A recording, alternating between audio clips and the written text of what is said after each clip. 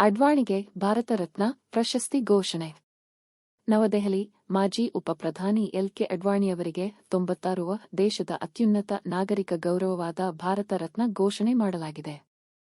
ಈ ವಿಷಯವನ್ನು ಪ್ರಧಾನಮಂತ್ರಿ ನರೇಂದ್ರ ಮೋದಿ ಟ್ವೀಟ್ ಮೂಲಕ ಹಂಚಿಕೊಂಡಿದ್ದಾರೆ.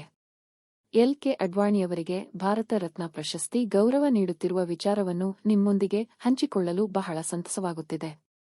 ಈ ಕುರಿತು ಅವರೊಂದಿಗೆ ದೂರವಾಣಿ ಮೂಲಕ ಅವರಿಗೆ ನಾನೇ ಖುದ್ದಾಗಿ ತಿಳಿಸಿದ್ದು, ಅದನ್ನು ಕೇಳಿ ಅವರು ಬಹಳ ಖುಷಿಪಟ್ಟರು ಎಂದು ಪ್ರಧಾನಿ ಮೋದಿ ಟ್ವೀಟ್ ಮೂಲಕ ಹೇಳಿಕೊಂಡಿದ್ದಾರೆ.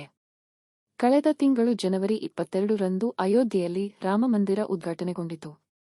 ರಾಮಮಂದಿರ ಹೋರಾಟದ ರೂವಾರಿ, ಬಿಜೆಪಿ ಭೀಷ್ಮ ಎಂದೇ ಜನಪ್ರಿಯರು ಅಡ್ವಾಣಿಯವರು. ಅಯೋಧ್ಯೆ ರಾಮಮಂದಿರ ಉದ್ಘಾಟನೆಗೊಂಡ ಬೆನ್ನಲ್ಲೇ ಬಿಹಾರದ ಮಾಜಿ ಮುಖ್ಯಮಂತ್ರಿ ದಿವಂಗತ ಕರ್ಪೂರಿ ಠಾಕೂರ್ ಅವರಿಗೆ ಭಾರತ ರತ್ನ ಘೋಷಣೆ ಮಾಡಲಾಗಿತ್ತು. ಅದಾದ ಒಂದೇ ವಾರದಲ್ಲಿ ಅಡ್ವಾಣಿಯವರಿಗೆ ಭಾರತ ರತ್ನ ಗೌರವ ಘೋಷಣೆಯಾಗಿದೆ. ಅಡ್ವಾಣಿ ಅವರು ಅಟಲ್ ಬಿಹಾರಿ ವಾಜಪೇಯಿ ಸರ್ಕಾರದಲ್ಲಿ 2002ರಿಂದ 2004ರವರೆಗೆ ಉಪಪ್ರಧಾನಿಯಾಗಿ ಸೇವೆ ಸಲ್ಲಿಸಿದರು. ದಕ್ಕೂ ಮೊದಲು ಕೇಂದ್ರ ಗೃಹ ಖಾತೆ ಸೇರಿದಂತೆ ಹಲವು ಸಚಿವಾಲಯಗಳ ಮುಖ್ಯಸ್ಥರಾಗಿದ್ದರು. 1970 ಮತ್ತು 2019ರ ನಡುವೆ ಸಂಸತ್ತಿನ ಉಭಯ ಸದನಗಳ ಸದಸ್ಯರಾಗಿದ್ದರು. ಎಲ್.ಕೆ. ಅಡ್ವಾಣಿ ಬಿಜೆಪಿಯ ಸುದೀರ್ಘ ಅವಧಿಯ ಅಧ್ಯಕ್ಷರು.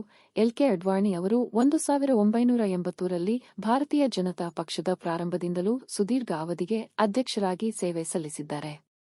ಅಟಲ್ ಬಿಹಾರಿ ವಾಜಪೇಯಿ ನೇತೃತ್ವದ ಸಮ್ಮಿಶ್ರ ಸರ್ಕಾರಗಳ ಮುಖ್ಯಸ್ಥರಾಗಿ 90ರ ದಶಕದಲ್ಲಿ ಬಿಜೆಪಿ ಅಧಿಕಾರಕ್ಕೆ ಬಂದಾಗ ಅದರ ಬೆಳವಣಿಗೆಯನ್ನು ರೂಪಿಸಿದ ಕೀರ್ತಿಯೂ ಅವರಿಗೆ ಸಲ್ಲುತ್ತದೆ.